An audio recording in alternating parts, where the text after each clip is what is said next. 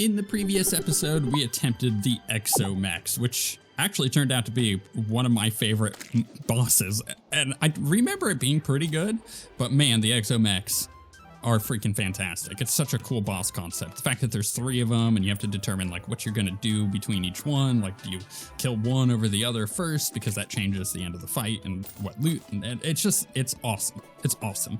And guess what? I've killed it. So we're gonna take a look at the actual boss fight. But before we do that, I am gonna quickly discuss the changes I made so it puts in context the footage of the boss fight. So a lot of people brought up the Zenith as an option. I hadn't even considered the Zenith as a weapon option, but it's really good against the twin eyes. So we'll start with the beginning of the fight. I wanted to kill the worm, the Thanatos, last because I wanted a weapon from him. So in order to do that, I needed to kill the eyes first because the eyes were going to be my most difficult ones in the middle. So I just needed to kill them right off the bat. So some of them first, I used the Zenith. And basically I just pick a point on one side of the screen where the eye is, and I just attack it like this. And I always go towards the orange eye, whichever that one is, Ares, Artemis, I don't know. So I basically am running left the entire time after I summon them. And then once they get low enough and all of them pop out, I attack the big multi-armed guy. Look, I don't know their names. I attacked him and get him low enough, and honestly, it's pretty easy to blast him because then I switch to the Dragon Pow, which I hate. This weapon is so loud.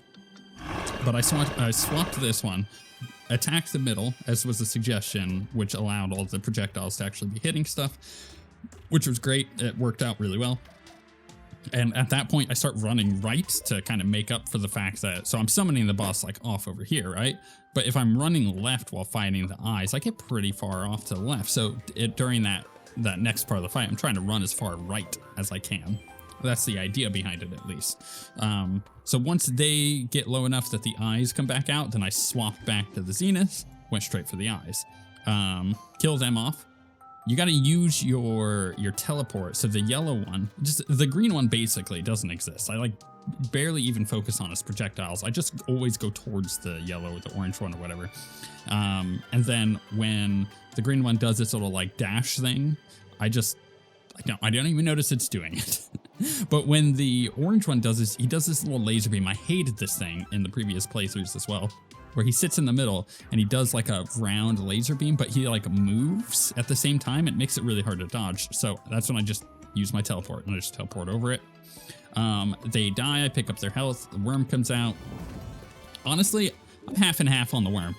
Not sure what to do with him because like I tried the Dragon Rage, which is this weapon, and it does a lot of damage, especially because I had the War Banner of the Sun on. But I never really felt like it was any better than the Dragon Pow. And the thing is, like, you can only really do damage to it when you're attacking the red segments. The red segments happen after he does his laser beams. So it's kind of a tough one. Like, yeah, you could technically do a lot with the Dragon Rage, or even like the Murasama if you're hitting the right spots. But the problem is you gotta get there. And it's tough. So I'm kind of like half and half between using the Dragon Pow and the Dragon Rage, and maybe even like the Nadir or just something different. I don't know. It's a tough one. Maybe even the Ark of the Cosmos, who knows? But once he gets low enough and the big multi-arm guy pops out, I just focus him down with the Dragon Pow, and then he comes in at the end with the worm. And just like always, at the end of that fight, he does the big laser beam. You got to get close to him for the big laser beam because he moves really slow after it starts going off. So you get close to him, big laser beam goes off, and you just kind of do your thing. I had died at like 2% on the boss, like 5 or 6 times. I've honestly only put in 35 minutes on the boss fight tonight, and I got it dead, which is really a huge improvement over freaking Yaron, where it took me hours and hours and hours. But maybe that's because I was enjoying the fight more, maybe because I just think it's a better fight, or maybe it's because I think the melee has a little bit easier of a time on this one. Who knows? It could be a combination of any of those. But yeah, I go through, kill the worm, and I like barely did it on this last one. My heart was pounding, all that fun stuff. So let's see the boss fight and you'll see what I'm talking about.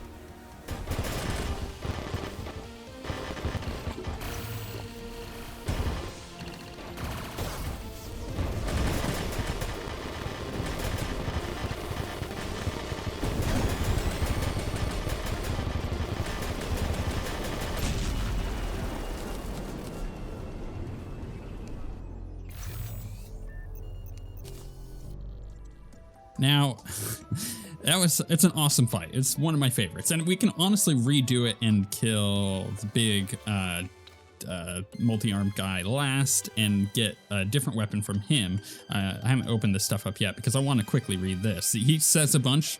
You can read the first few lines of it because I can't scroll up on the...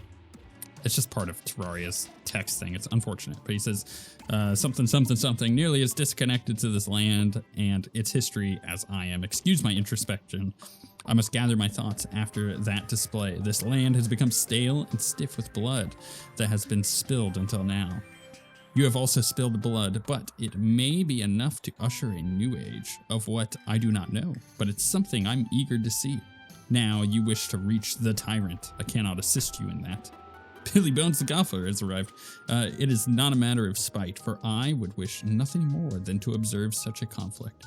But you have managed before. You will find a way eventually. I must acknowledge your triumph, but I will return now to my machinery. And then the lore for it. Here we go. This is just a wall of text. What a terrifying marvel of engineering. Drayden's specialty always lay in the machines of war. But those are immaculate. But these are immaculate. But his bold claims that, no, I can't talk tonight. I can't read. Is bold, you know what it is? It's the adrenaline. I had to like sit down literally for like 3 or 4 minutes and just browse Reddit, just get myself to calm down after that one. Because again, I had gotten so close to fighting the boss. I was like, is this actually going to be it? And then it gets in your head, you know. All right, let's finish reading. His bold claim that no god can match his work is, however, incorrect. He is not privy to the traitor almighty. Regardless, from steel and wit alone, he has forged engines of destruction that rival Calamitous. It brings me little comfort to remark that even she, at least, has a heart to speak of. Drayden is an immoral monster beyond compare.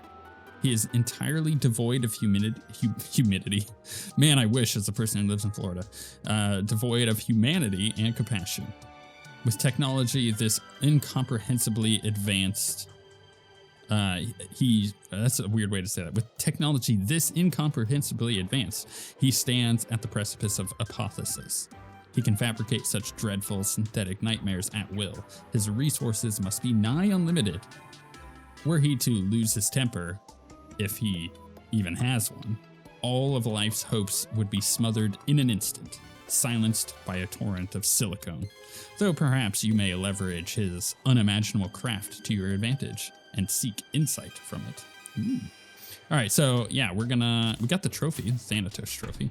That's a display that loud and proud. Can I actually even open this door? No, I can't. I can't open it with it there. We gotta find a different spot for it. Look, we're gonna put it on the wall in here. That feels good. Okay, now we're gonna open this box, which gives us the spine of Thanatos, which is what we wanted. We also got the really cool rogue weapon. I love this weapon. The shuriken shatter moments after impact into homing rockets. Stealth strikes shatter into many more rockets. It's beautiful. We got the munitions beacon, which is the summon. And we got the mask. Should we wear the mask? We look so stupid. We got the exo box, equipable. Materializes a quite cozy, extremely nimble flying exo throne. Really? Is this a mount? Oh, that's right. Oh, we are going to need that. Yeah, no, we need that for Calamitous. I forgot about this mount. It's incredible for dodging stuff. Drayden's Heart, 48 defense, 15% reduced contact damage from enemies, reduces defense damage taken by 50%, replaces adrenaline with nanomachines meter. Unlike adrenaline, you lose no nanomachines when you take damage, but they stop accumulating for 1 second. With full nanomachines, press the button to heal 360 life over 2 seconds. While healing, you take 50% less damage. Nanomachine Sun. It's actually really good. Whether or not we use it, I don't know, because I really like that damage. We got Exo Prisms, and yeah, we got the spine. So the spine is release 3 fast metallic whips outward. Let's change it to better lighting here. Once all 3 collide, a prism of light is shot outward. If an enemy is within the line of sight of the whips on collision, the light will fire towards it. Okay, so let's test it out here. Let's move off this way. Oh, that's beautiful, isn't it? Yeah, This is a pretty cool weapon. It's a pretty cool weapon. Let's test it. I have a dummy over here I was testing things on. So if I just hit with the light, it's doing about 30k. If I hit here, it's doing way less. So yeah, we want to be hitting with the light. Just keeping things kind of at like, yeah, like at a little bit of a distance. So all the light actually hits with it. Interesting. Very interesting. And then the exoprisms can make the Gemtech armor. Can we even make this? I guess maybe we can. Can we make the Core of Calamity? Oh, but can we make the Draiden's Forge yet? Oh, maybe we can, because we need 12 to make the Forge. We can't make Shadow Spec bars until after What's-Her-Face is dead.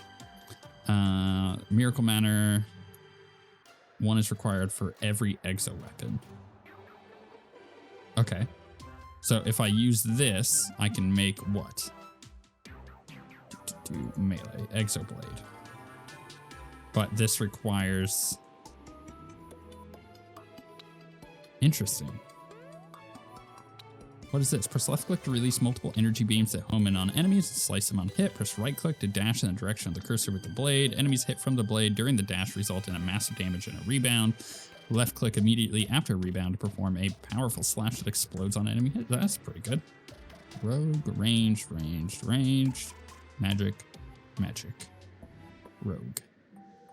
Summon. Why do they only give one summon, one melee? Whatever. Can I make the Exo Blade? Let's find out. Okay, let's pop those in there first. Exo Blade. Whoa. Where is it? Exo Blade. I need the Anarchy and the Miracle Matter. The Anarchy Blade. I need the Breaker Blade. So we gotta do a Wall of Flesh to get that, which I can make one. I just gotta kill the Wall of Flesh once. Okay. Can I make the Miracle Matter? What am I missing for that? Miracle Matter. Missing Core of Calamity and Auric bars. Bars are easy to get. Core of Calamity also easy to get. Well, let's go back one. Core of Havocs. Okay, let's max stack. Boom. So we can make 3. But I need how many for this? Just 1. But there was the other thing, right? So why is it? Okay, hold up. In order to make this, I need these. These can also make Gemtech. So is the Gemtech even better? I don't know if it is. Maybe it is. I mean, it sounds cool. It looks cool. Let's not make that right away. Let's not make that right away. I need the Draiden's Forge, right? So for sure, we have to make that, which means I need the Cosmic Anvil. So we need this. We need this. We need this. Oh my goodness. Tinker's Workshop. So 1, 2, 3, 4. Okay, so I got all of those. Oh, I don't know if I have enough Spirit Essence. I definitely don't have enough Auric bars. Okay, What am I gonna need? Okay, how many Spirit Essence do I need? Can I even make enough? What am I missing here? Endothermics? Oh, I can't make this until I put Cosmic Anvil back on, right? No. What do I need to make these? Oh my goodness. Crap. Let's just put all this back. Okay, crap. Max, I can make 4 of them. Oh, yeah. I need endothermic stuff. I think maybe this is a farm it and then go do Calamitous in the next episode. Yeah, I think that's what we're gonna do. But I'm curious about that weapon. Let me know if it's any good. That's probably what I should do, is just say like, hey, should I even bother crafting that weapon? Or should I just straight up try the Spine of Thanatos instead? I gotta re-roll it, obviously, but yeah, there's a lot going on. But yeah, feels good. We got them dead. Man, one more boss and we're done. And then we're gonna move on to something different. Maybe something similar, but something different. We'll see. I've been asking around on our Discord, which, by the way, if you're not in the Discord, it's totally free. It's down in the description. You can join it. Of like, Has Fargo Soul Mod gotten a new update? Because I'm kind of in the mood for like a Fargo's, you know, but that also is more leaning on like Infernum as well as a possibility. But we just did Calamity, so we're going to change it up. We're going to do something different and maybe get that itch scratched for Fargo's before returning to Infernum. Either way, next Calamity playthrough is definitely going to be Ranger.